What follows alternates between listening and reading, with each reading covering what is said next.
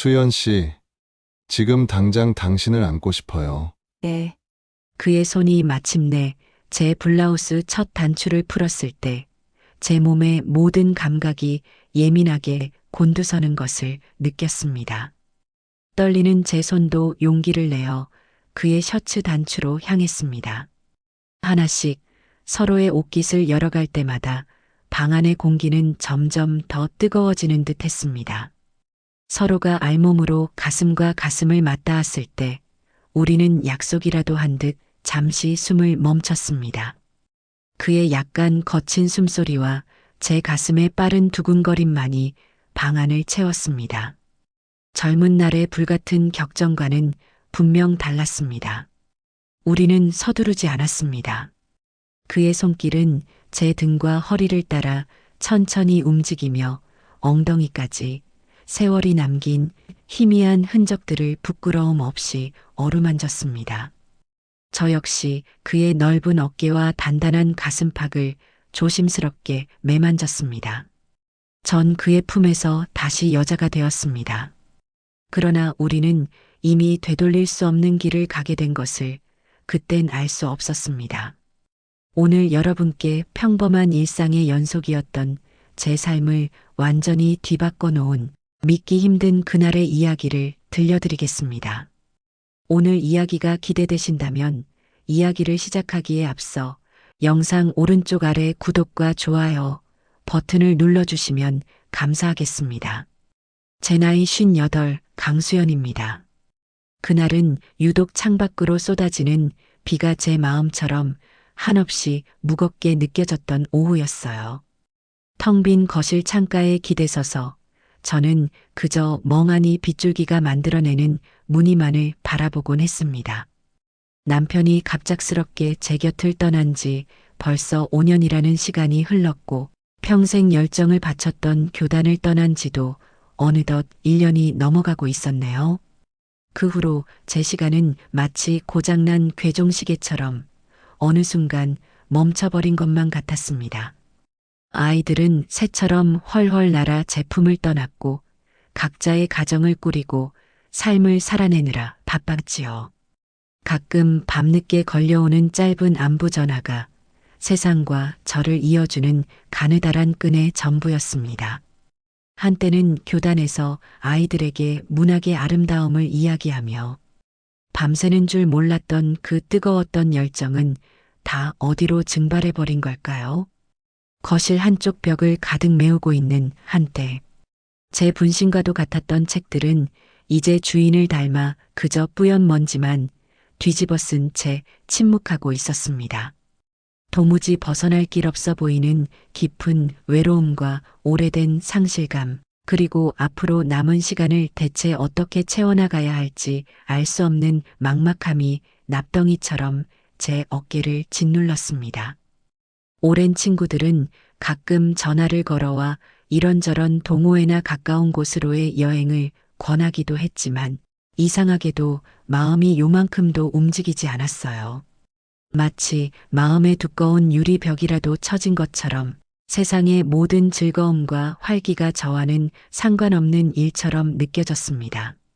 아마 그날 저녁 식탁에도 여느 날처럼 혼자 조촐하게 차린 반찬 두어 가지 앞에서 차갑게 식어가는 밥그릇과 싸늘한 공기만을 마주하고 있었겠지요. 그것이 저 강수연의 일상이었습니다. 그렇게 아무런 의미도 색깔도 없이 하루하루를 흘려보내던 어느 날이었을 겁니다. 습관처럼 텅 빈 화면만 넘겨보던 인터넷 창에서 우연히 작은 글씨의 광고 하나가 제 시선을 붙잡았습니다. 중년의 삶, 쉼과 성찰을 위한 주말 리트릿이라는 다소 진부하게 느껴지는 문구였죠. 스크롤을 내리자 경치 좋은 남해의 한적한 명상센터에서 진행된다는 안내가 보였습니다. 왜 그랬는지는 아직도 잘 모르겠습니다. 아주 잠깐이었지만 10수년 전 아이들을 데리고 떠났던 시끌벅적했던 문학기행의 기억과 함께 먼지처럼 아주 작은 호기심이 마음 한구석에서 폴싹 피어올랐습니다. 물론 이내 망설임이 파도처럼 밀려왔지요. 이 나이에 어딜 가겠다는 건지, 더구나 낯선 곳에서 전혀 모르는 사람들과 며칠씩이나 시간을 보낸다는 것이 영 내키지 않았거든요. 스스로에게 수십 가지 안 될 이유를 찾아내며 포기하려던 찰나 전화벨이 울렸습니다. 유일하게 제 속마음을 터놓고 지내는 대학 동창 혜진이었습니다. 수연아, 잘 지내지? 목소리가 왜 이렇게 기운이 없어? 혜진이의 걱정 어린 목소리에 저도 모르게 쭈뼛거리며 방금 본 리트릿 이야기를 꺼냈습니다. 제 우물쭈물한 대답을 듣자마자 혜진이는 마치 기다렸다는 듯이 단호하게 말했습니다. 수연아, 뭘 망설여 믿져야 본전 아니니? 한번 다녀와봐. 너 요즘 너무 집에만 틀어박혀서 가라앉아 있는 거 알아? 당장 신청해. 혜진이의 그 야무진 한마디가 망설이던 제 등을 살며시 떠민 것 같았습니다. 그래, 혜진이 말대로 믿져야 본전이지. 큰 기대는 하지 말자. 그저 며칠만이라도 이 숨막히는 집에서 벗어나 낯선 공기를 마실 수 있다면 그것만으로도 괜찮지 않을까? 그런 마음으로 저는 떨리는 손가락을 움직여 참가 신청 버튼을 눌렀습니다. 먼지 쌓인 옷장 구석에서 작은 여행 가방을 꺼내 며칠 입을 옷가지를 챙겨 넣는 동안 오랫동안 돌처럼 굳어있던 제 마음에도 아주 가느다란 물결 하나가 천천히 번져나가는 것 같았습니다. 리트릿이 시작되는 날 약간의 설렘과 그보다 더 큰 긴장감을 안고 저는 남해행 리무진 버스에 몸을 실었습니다. 버스는 도시를 벗어나 구불구불한 해안 도로를 달렸고 창밖으로 보이는 푸른 바다는 제 마음을 조금이나마 열어주는 듯 했습니다. 몇 시간 후 도착한 명상센터는 생각했던 것보다 훨씬 더 깊은 산속에 그림처럼 자리 잡고 있었어요. 버스에서 내려 센터 입구로 들어서는 순간 코끝으로 스며드는 맑은 공기와 주변을 감싼 깊은 고요함에 저도 모르게 긴 숨을 한번 내쉬게 되더군요. 정갈하게 가꿔진 작은 정원과 멀리 아스라이 보이는 푸른 바다가 마음을 차분하게 가라앉혀주는 것만 같았습니다. 하지만 그런 평화로운 감상은 잠시뿐, 곧 안내에 따라 들어간 휴게실에서 낯선 사람들 사이에 둘러싸이자 다시금 어색함과 불안감이 저를 감쌌습니다. 먼저 도착한 열댓 명의 참가자들이 각자 조용히 웰컴티를 마시고 있었어요. 저도 직원분이 건네주는 따뜻한 차를 한 잔 받아들고 조금이라도 이 어색한 분위기에서 벗어나고 싶어 창가 쪽으로 향했죠. 그런데 바로 그때였습니다. 창밖의 아름다운 해안 절벽 풍경을 전문가용으로 보이는 커다란 카메라에 담으려 애쓰던 한 남자분과 그만 어깨를 부딪히고 만 것입니다. 아차 하는 순간 제 손에 들려있던 하얀 찻잔이 공중에서 반바퀴를 돌더니 그분의 연회색 재킷 가슴팍 위로 뜨거운 찬물을 울컥 쏟아내고 말았습니다. 어머나, 죄송합니다. 정말 죄송해요. 제가 앞을 제대로 못 봐서. 저는 당황해서 어쩔 줄 몰라 하며 손수건을 꺼내 그분의 옷을 닦으려 허둥댔습니다. 그러자 그분은 재킷을 툭툭 털며 놀랍도록 온화한 미소로 저를 바라보셨습니다. 아닙니다. 괜찮습니다. 이 정도는 금방 마를 겁니다. 덕분에 정신이 번쩍 드네요. 낮고 부드러운 목소리로 건넨 그 뜻밖의 농담에 잔뜩 긴장해 있던 제 마음도 저도 모르게 살짝 풀어졌습니다. 그 짧은 순간 스치듯 마주친 그분의 눈빛이 어딘지 모르게 오랫동안 잊고 지냈던 깊고 따뜻한 온기를 담고 있는 듯 느껴졌어요. 잠시 후 어색한 분위기 속에서 이어진 자기소개 시간을 통해 저는 그분이 8회 전에 아내와 사별하신 건축가 최진혁 씨라는 것을 알게 되었습니다. 저와 비슷한 상실의 아픔을 간직한 분이라는 사실 때문이었을까요? 그 후로 저는 프로그램 내내 저 자신도 알 수 없는 이유로 자꾸만 그분, 최진혁 씨에게로 시선이 머무는 것을 애써 외면해야 했습니다. 그렇게 약간은 얼떨떨하고 어색한 첫 만남 이후 본격적인 리트릿 프로그램이 시작되었습니다. 센터 측에서 준비한 일정은 명상과 요가, 그리고 센터 주변의 아름다운 자연을 걷는 시간들로 채워져 있었어요. 솔직히 처음에는 모든 것이 낯설고 불편했습니다. 가부좌를 트는 것부터 시작해서 고요함 속에 오롯이 제 호흡에만 집중하라는 명상 시간은 끊임없이 다른 생각들로 어지러운 제게는 고역처럼 느껴졌지요. 뻣뻣하게 굳은 몸으로 따라하는 요가 동작들은 또 얼마나 우스꽝스러웠는지 모릅니다. 하지만 시간이 흐르면서 이상하게도 조금씩 그 어색함 속으로 스며들고 있는 저를 발견하게 되었습니다. 아침 일찍 일어나 숲길을 따라 걸으며 맞는 새벽 공기의 청량함, 파도 소리를 배경 삼아 진행되는 명상 시간의 깊은 침묵, 그리고 서툴지만 조금씩 내 몸의 소리에 귀 기울이게 되는 요가의 순간들이 메말라 있던 제 마음에 아주 조금씩 샘물처럼 스며드는 느낌이었어요. 특히 저녁 식사 후에 다 함께 둘러앉아 각자의 마음을 나누는 시간이 있었는데 그 시간이 제게는 가장 큰 파문을 일으켰던 것 같습니다. 참가자들은 대부분 저와 비슷한 연배의 분들이었고 각자의 삶에서 겪었던 상실이나 어려움 혹은 새로운 시작에 대한 고민들을 조심스럽게 꺼내놓았습니다. 어두운 조명 아래 타닥거리는 벽난로 불빛의 의지에 나누는 그 솔직한 이야기들은 이상하게도 슬프기보다는 따뜻한 위로로 다가왔어요. 모두가 비슷한 무게의 삶을 각자의 방식으로 짊어지고 가고 있다는 동질감 때문이었을까요? 그때였습니다. 최진혁 씨가 자신의 이야기를 시작했을 때 방 안의 공기가 잠시 더 내려앉는 듯 했습니다. 그는 마치 오래된 풍경화를 설명하듯 담담하고 차분한 목소리로 먼저 떠나보낸 아내에 대한 그리움과 그 후 8년이라는 시간 동안 홀로 건축가로서의 삶을 꾸려오며 느꼈던 깊은 고독감에 대해 이야기했습니다. 그의 말 속에는 어떤 과장이나 자기 연민도 없었지만 그 담담함 속에 배어있는 슬픔의 결이 너무나 선명하게 느껴져서 저도 모르게 가슴 한쪽이 저릿해 오는 것을 느꼈습니다. 저 역시 남편을 먼저 보내고 비슷한 시간을 홀로 견뎌왔기에 그의 이야기는 마치 제 이야기처럼 들렸고 그가 겪었을 무수한 밤들의 외로움이 고스란히 제게도 전해져 오는 듯했습니다.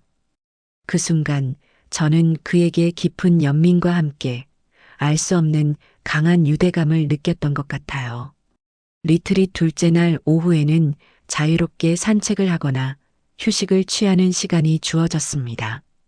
저는 잠시 혼자만의 시간을 갖고 싶어 사람들이 잘 찾지 않는 조금 더 깊숙한 오솔길로 발걸음을 옮겼어요.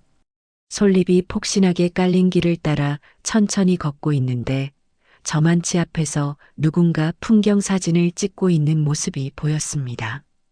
가까이 다가가 보니 다름 아닌 최진혁 씨였어요. 그는 카메라 렌즈를 통해 무언가를 한참 들여다보다가 제가 다가오는 것을 느끼고는 가볍게 고개를 숙여 인사를 건넸습니다. 여기까지 오셨네요. 길이 참 좋죠? 네, 생각보다 더 깊고 조용해서 놀랐어요. 좋은 사진 많이 찍으셨어요? 글쎄요. 눈으로 보는 것만큼 카메라에 담기가 쉽지는 않네요. 그렇게 자연스럽게 시작된 우리의 대화는 오솔길을 따라 나란히 걷는 동안 끊이지 않고 이어졌습니다. 우리는 마치 오래전부터 알고 지내던 친구처럼 편안하게 이야기를 나누었어요. 제가 한때 문학교사였다는 이야기에 그는 눈을 빛내며 자신이 좋아하는 시인과 소설가들에 대해 이야기했고 저는 또 그의 직업인 건축에 대해 이것저것 질문을 던졌습니다. 그는 건물이 단지 차가운 구조물이 아니라 그 안에 사람들의 삶과 이야기가 담기는 그릇과 같다는 자신의 철학을 들려주었고 저는 고개를 끄덕이며 그의 이야기에 깊이 빠져들었습니다. 이야기는 자연스럽게 사진으로 옮겨갔고 다시 각자의 삶과 외로움 그리고 우리가 짊어지고 가야 할 남은 시간들에 대한 솔직한 생각들로 흘러갔습니다. 얼마 만이었을까요? 이렇게 누군가에게 제 속마음을 편안하게 털어놓고 또 상대방의 이야기에 진심으로 귀 기울이며 깊은 교감을 나눈 것이 말입니다.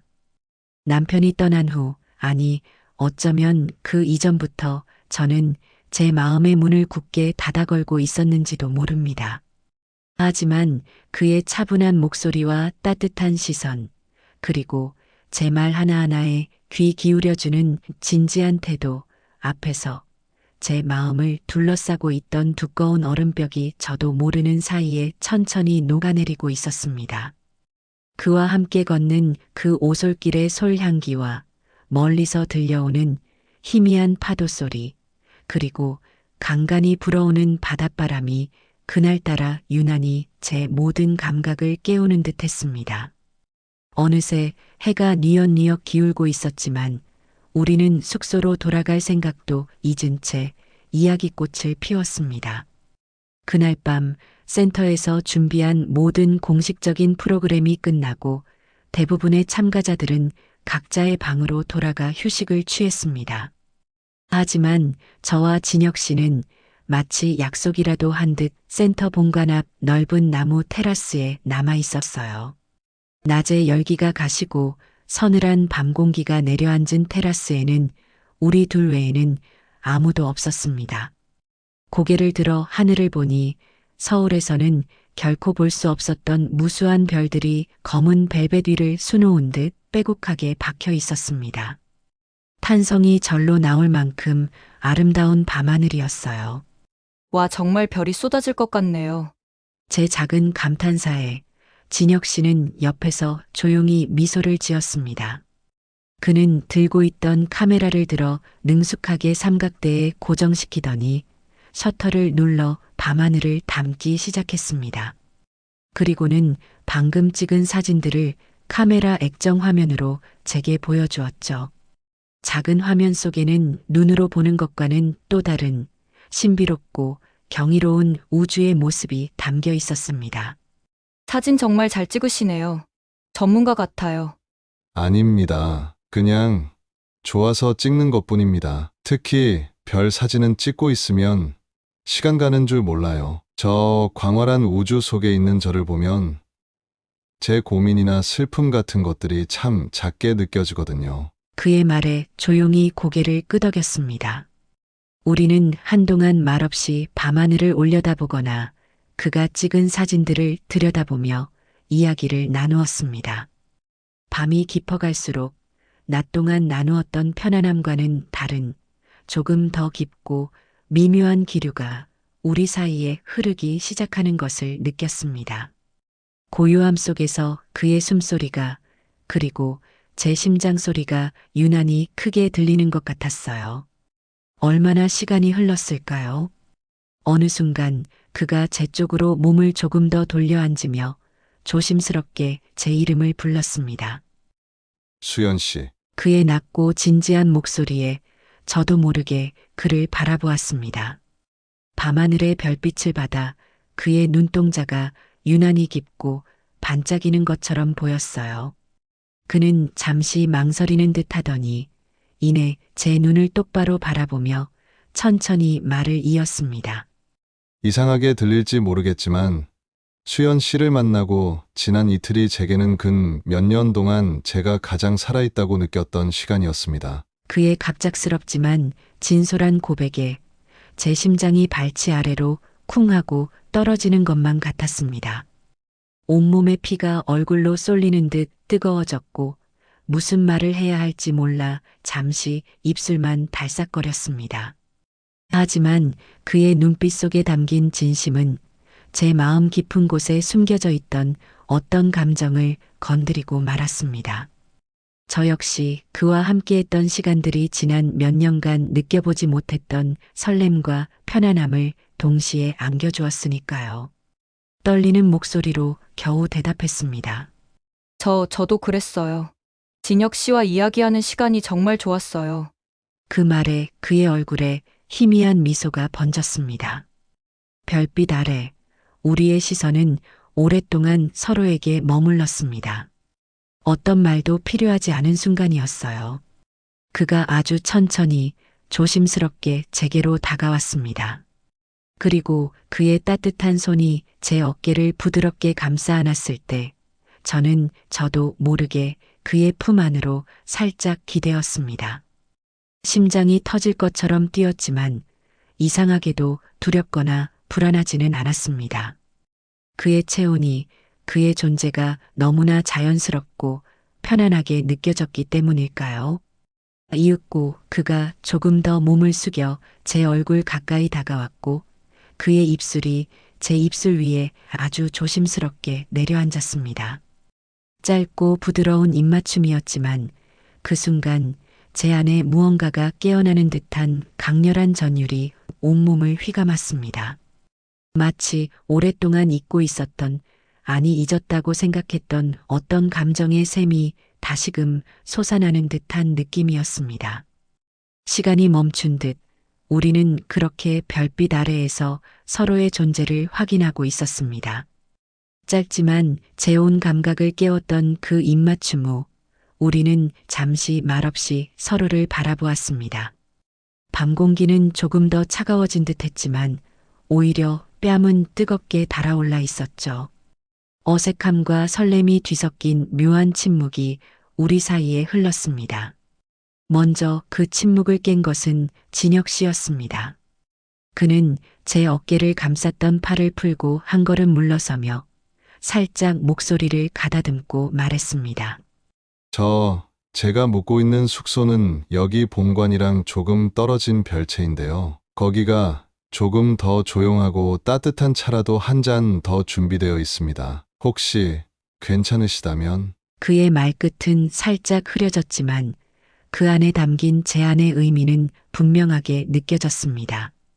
솔직히 망설여졌습니다. 이 나이에 그것도 만난 지 겨우 이틀 된 남자와 단둘이 그의 숙소로 간다는 것은 상상조차 해본 적 없는 일이었으니까요. 머릿속에서는 안 돼, 이건 아니야 라는 이성의 목소리가 울렸지만 제 마음은 이미 다른 방향을 향하고 있었습니다. 오랫동안 잊고 살았던 이 설렘과 깊은 곳에서부터 느껴지는 이 강렬한 끌림을 외면하고 싶지 않았습니다.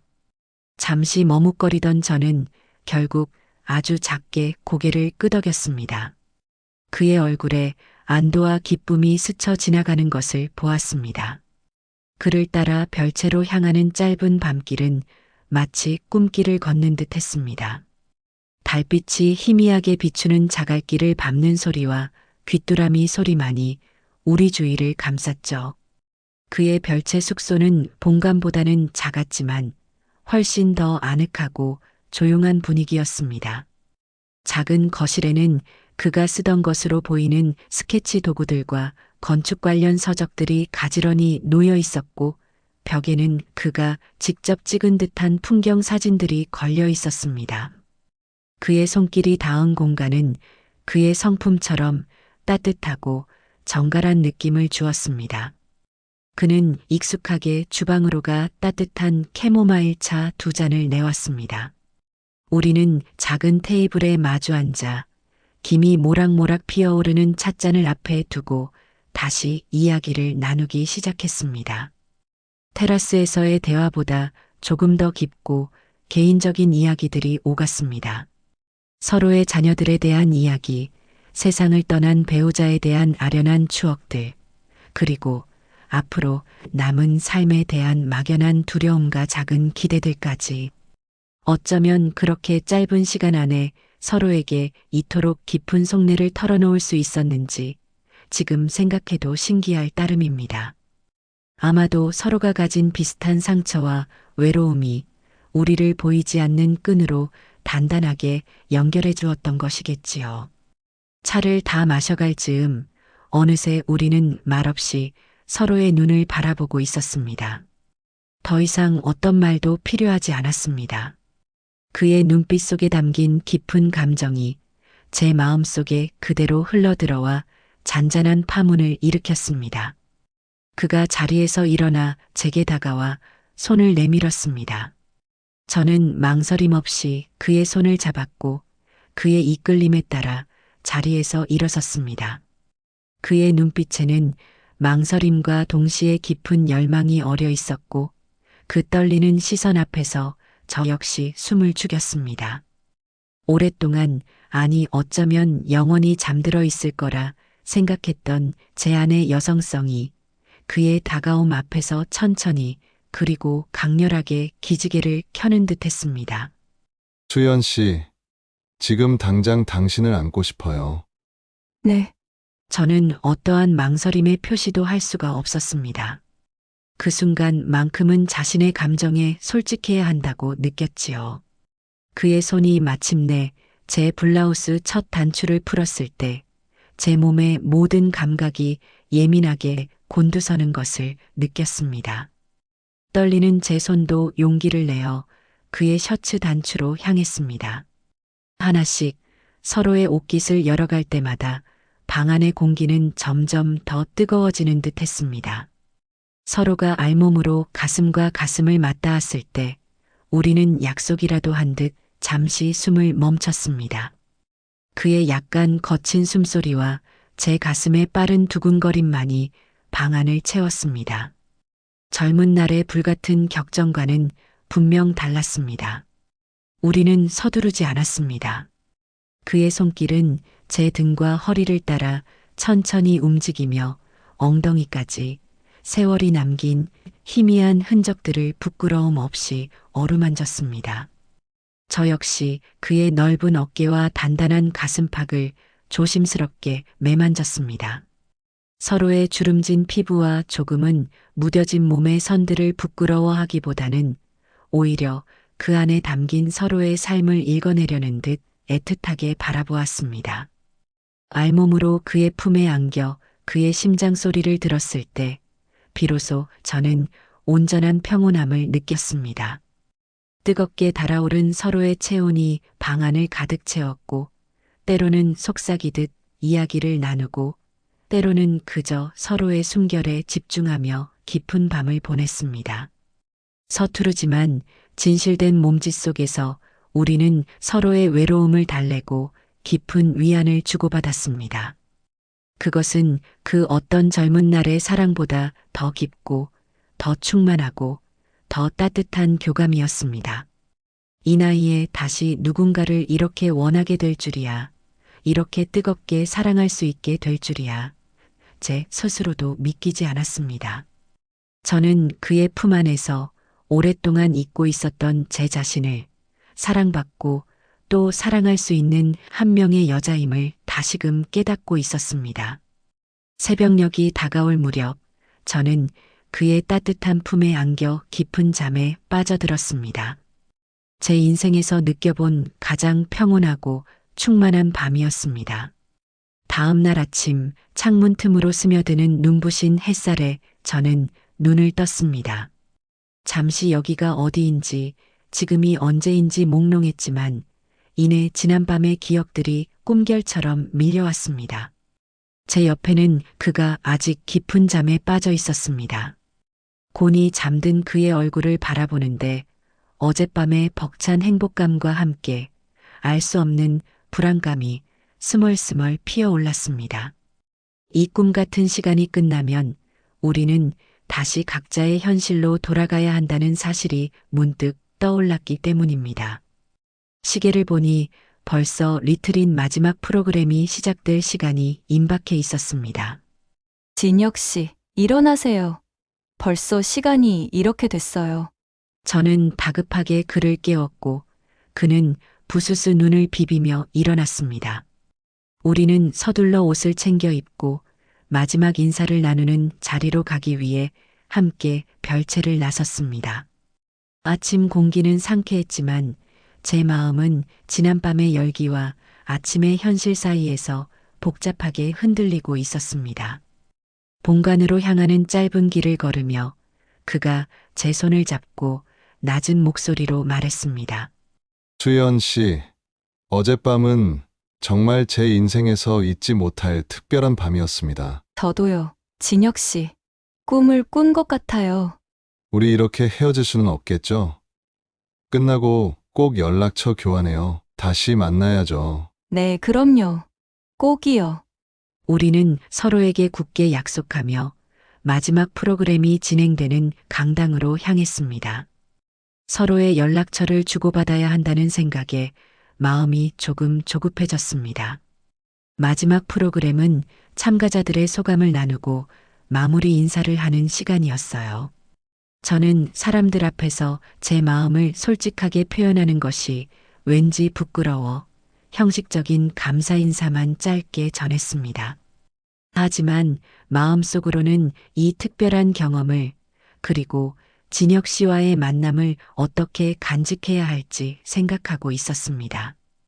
프로그램이 모두 끝나자마자 저는 예약해둔 서울행 리무진 버스 시간을 확인하고 깜짝 놀랐습니다.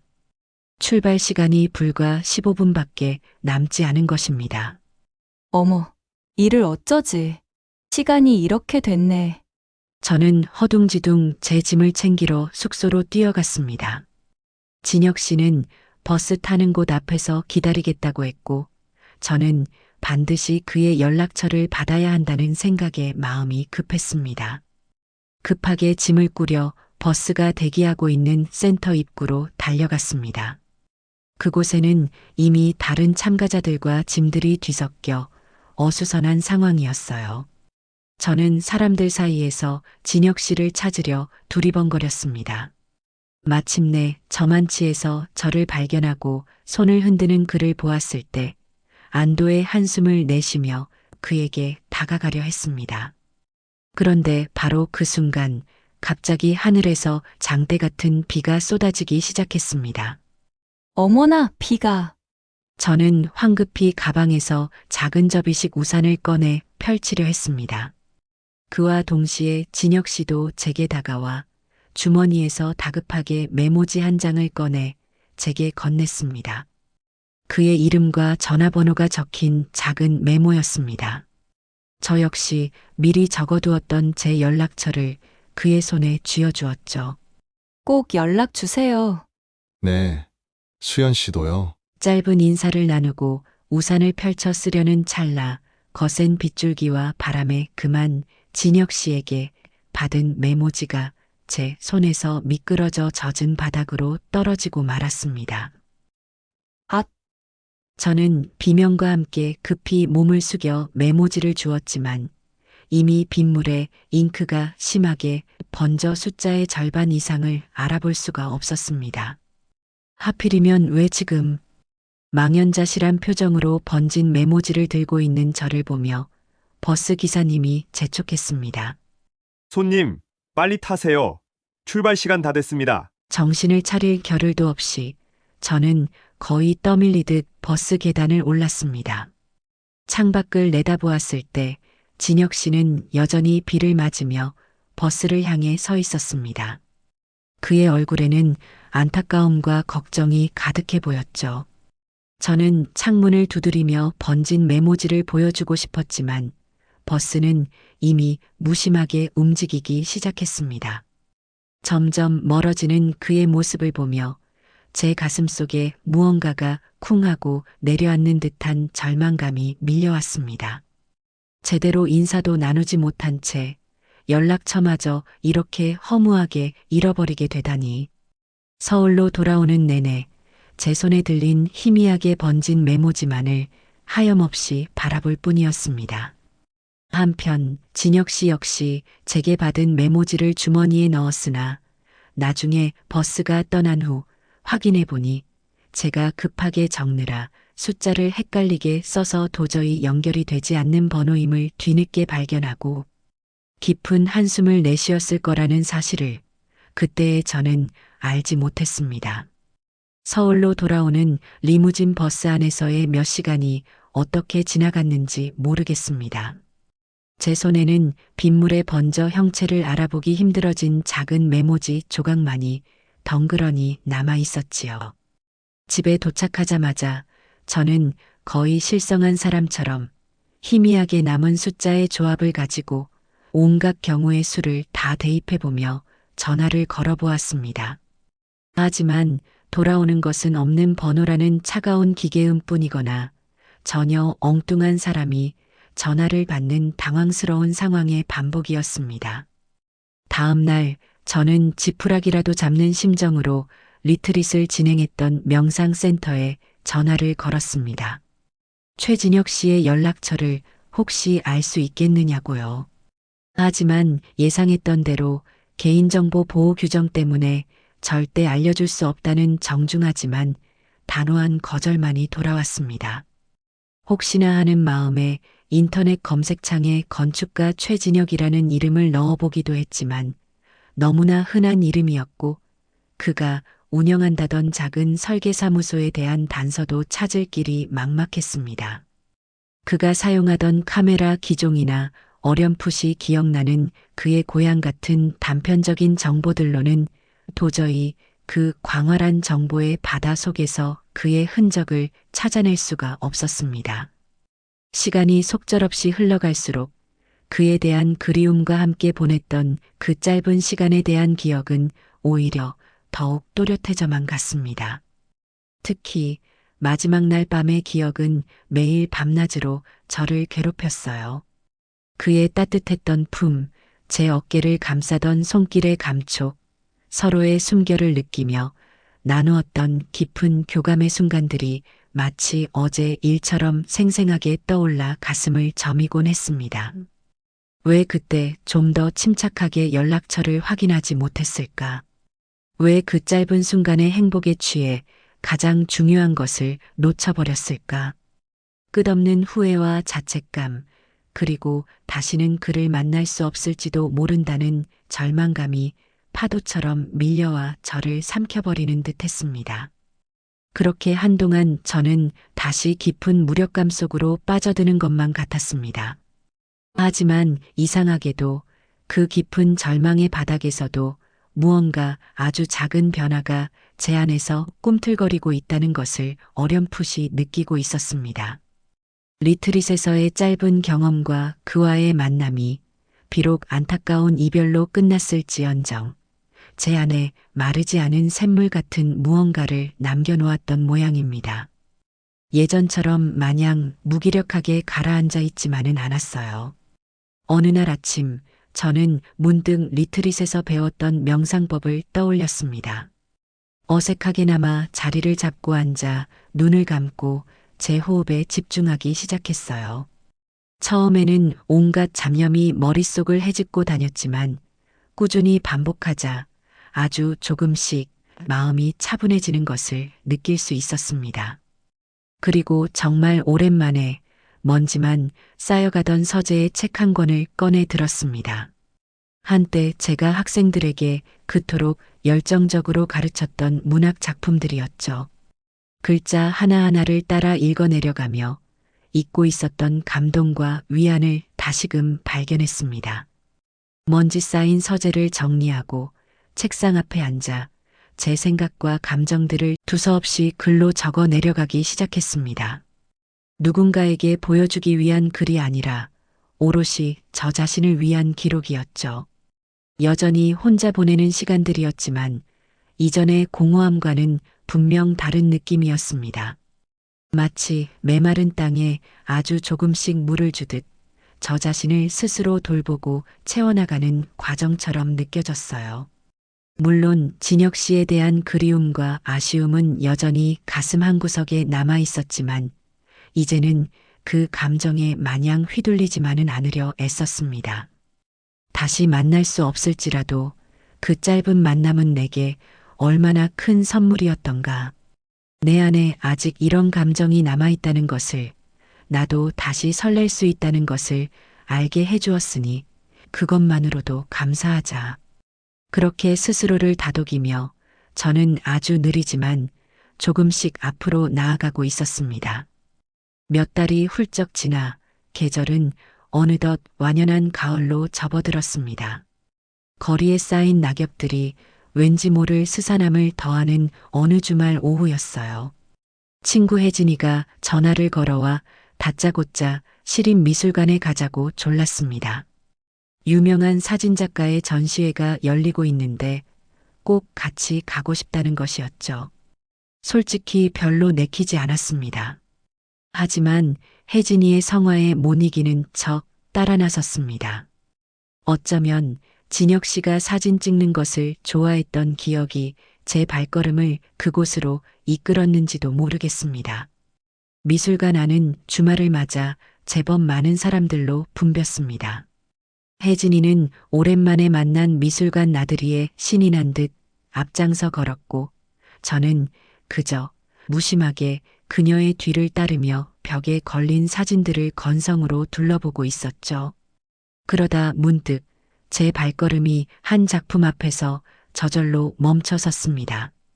오래된 서양식 건물의 디테일을 섬세한 빛과 그림자를 이용해 포착한 흑백 사진이었는데 이상하게도 시선을 사로잡는 힘이 있었습니다. 건축물 자체의 아름다움 때문이었을까요? 아니면 사진 속에 담긴 어떤 분위기 때문이었을까요? 한참 동안 그 사진을 멍하니 바라보고 있는데 제 옆에도 누군가 다가와 그 작품 앞에 서는 기척이 느껴졌습니다.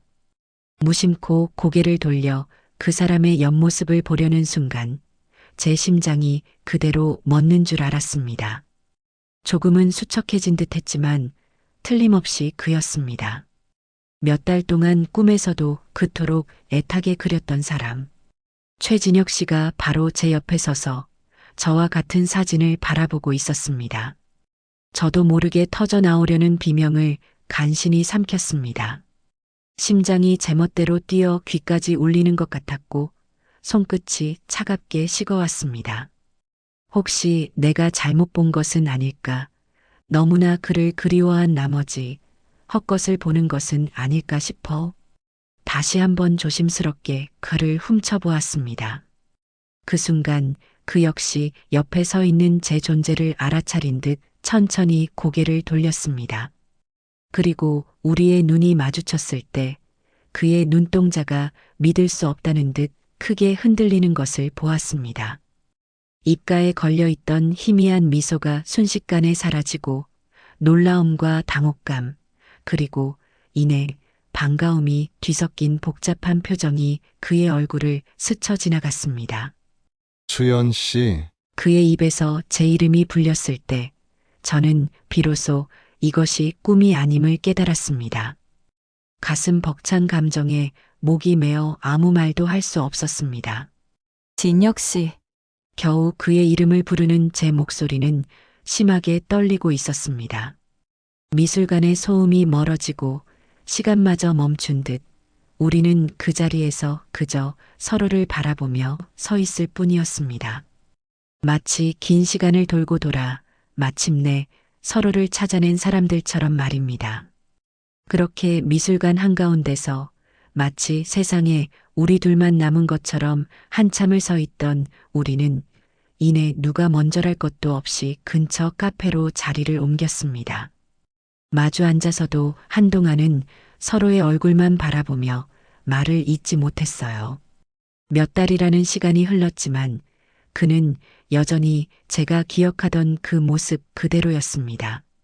아니, 어쩌면 그 짧은 시간 동안의 그리움이 더해져 더욱 깊어진 눈빛으로 제 앞에 앉아 있었지요. 가장 먼저 입을 연 것은 진혁 씨였습니다. 그는 멋쩍게 웃으며 그날 이후 저를 얼마나 애타게 찾았는지, 연락처를 잘못 적은 제 자신을 얼마나 원망했는지에 대해 털어놓았습니다. 저 역시 빗물에 속절없이 번져버린 그의 연락처를 보여주며 얼마나 많은 밤을 그의 이름을 검색하며 지새웠는지, 센터에 전화를 걸었다가 거절당하고 얼마나 절망했었는지 이야기했죠. 서로의 이야기를 듣는 동안 우리는 그간의 애타는 마음과 엇갈림에 대한 안타까움에 웃음과 눈물이 교차하는 것을 어쩔 수 없었습니다. 모든 오해가 풀리고 우리가 서로를 똑같이 그리워하며 찾아 헤맸다는 사실을 확인한 순간 그동안 제 마음을 짓누르던 커다란 바위 하나가 사르르 녹아내리는 기분이었습니다. 그가 제 손 위로 자신의 손을 포개며 진지한 눈빛으로 말했습니다. 수연 씨, 이번에는 다시는 이렇게 엇갈리지 맙시다. 다시는 서로 놓치지 말아요. 그의 따뜻한 온기가 제 손을 타고 심장까지 전해져 오는 것 같았습니다. 저는 말없이 고개를 깊이 끄덕이며 그의 손을 마주 잡았습니다. 그 손을 다시는 놓지 않으리라고 제 마음속으로도 굳게 다짐하면서요. 그날 이후 우리의 이야기는 다시 시작되었습니다. 제가 사는 서울과 그가 거주하고 있는 부산이라는 물리적인 거리는 더 이상 우리에게 큰 장애물이 되지 못했습니다. 우리는 마치 잃어버린 시간을 보상받으려는 사람들처럼 주말마다 서로의 도시를 오가며 만남을 이어갔습니다. 때로는 제가 KTX에 몸을 싣고 부산으로 내려가 해운대 바닷가를 함께 걷고 그가 설계한 멋진 건물들을 구경하기도 했고 때로는 그가 서울로 올라와 저와 함께 미술관이나 고궁을 거닐고 제가 좋아하는 작은 북 카페에 앉아 조용히 책을 읽기도 했습니다. 함께 영화를 보고 소소한 맛집을 찾아다니고 때로는 그저 각자의 집에서 편안한 옷차림으로 마주 앉아 이야기를 나누는 평범한 시간들 속에서 우리는 서로의 삶에 더욱 깊숙이 스며들어갔습니다. 서로의 다른 점을 발견하고 이해하게 되었고 또 닮은 점을 확인하며 기뻐했죠. 그렇게 서로에게 없어서는 안 될 존재가 되어가고 있음을 자연스럽게 느끼고 있었습니다. 관계가 어느 정도 무르익었다고 느꼈을 때쯤 진혁 씨가 먼저 조심스럽게 제안했습니다. 이제 우리 관계를 각자의 자녀들에게 알려야 하지 않겠냐고요. 저 역시 같은 생각을 하고 있었지만 아이들이 어떻게 받아들일지 내심 걱정이 되었던 것이 사실입니다. 하지만 그의 말처럼 우리의 행복을 위해서라도 그리고 서로에게 더 떳떳한 존재가 되기 위해서라도 용기를 내야 했습니다. 저는 먼저 아들에게 전화를 걸어 조심스럽게 이야기를 꺼냈습니다. 아들은 처음에는 제 목소리 너머로 전해지는 떨림을 느꼈는지 엄마 괜찮으시겠어요? 상대는 어떤 분인데요? 라며 걱정부터 했습니다. 하지만 제가 진심으로 행복해 보인다는 것을 느꼈는지 그리고 제가 들려주는 진혁 씨의 이야기에 귀를 기울이더니 이내 엄마가 행복하시면 저도 좋아요. 언제 한번 꼭 뵙고 싶네요 라며 따뜻하게 제 마음을 받아주었습니다. 해외에 있는 딸 역시 처음에는 놀란 눈치였지만 곧 엄마 혼자 계시는 모습이 늘 마음에 걸렸는데 정말 잘 됐어요. 제가 한국 가면 꼭 인사드릴게요. 라며 진심으로 축하해 주었습니다. 진혁 씨 역시 그의 두 아들에게서 비슷한 반응을 얻었다고 했습니다. 처음에는 조금 놀라워했지만 홀로 지내시던 아버지가 좋은 분을 만나 다시 행복을 찾으신 것에 대해 진심으로 기뻐하며 우리의 만남을 응원해 주었다고요. 양가 자녀들의 따뜻한 이해와 축복 속에서 우리의 관계는 이전보다 훨씬 더 단단하고 안정적인 기반 위에 설 수 있게 되었습니다. 어느덧 시간이 흘러 우리가 남해의 그 명상센터에서 처음 만났던 계절이 다시 돌아왔습니다. 꼭 1년이 되는 날이었죠. 우리는 마치 오래전부터 계획했던 사람들처럼 다시 그곳을 찾았습니다. 이번에는 리트릿 프로그램에 참여하는 대신 오롯이 둘만의 시간을 보내며 추억이 깃든 장소들을 하나하나 찾아 거닐었습니다. 제가 그에게 찬물을 쏟았던 그 테라스 함께 나란히 걸으며 속마음을 나누었던 오솔길 그리고 밤하늘의 별을 보며 처음 입맞춤을 나누었던 넓은 나무 테라스까지 마지막으로 우리는 1년 전 우리가 하룻밤을 함께 보냈던 그의 별채 숙소 앞 작은 평상에 나란히 앉았습니다. 석양이 지는 바다는 여전히 아름다웠고 하늘에는 어느새 하나둘 별들이 떠오르기 시작했습니다. 진혁 씨가 제 손을 따뜻하게 잡아왔습니다. 수연 씨, 1년 전 바로 이 자리에서 당신을 만난 건 정말 내 인생 최고의 행운이었어요. 당신 덕분에 멈춰있던 내 시간이 다시 흐르기 시작했습니다. 그의 진심 어린 고백에 제 가슴도 뭉클해졌습니다. 나도 그래요, 진혁 씨. 당신을 만나지 못했다면 나는 아직도 그 텅 빈 집에서 홀로 시간을 흘려보내고 있었을 거예요. 당신은 내게 다시 살아갈 용기를 주었어요. 우리는 서로의 눈을 깊이 바라보았습니다. 그 눈빛 속에는 지난 1년간 함께 쌓아온 시간들, 서로에 대한 깊은 신뢰와 사랑, 그리고 앞으로 함께 걸어갈 미래에 대한 조용한 약속이 담겨 있었습니다.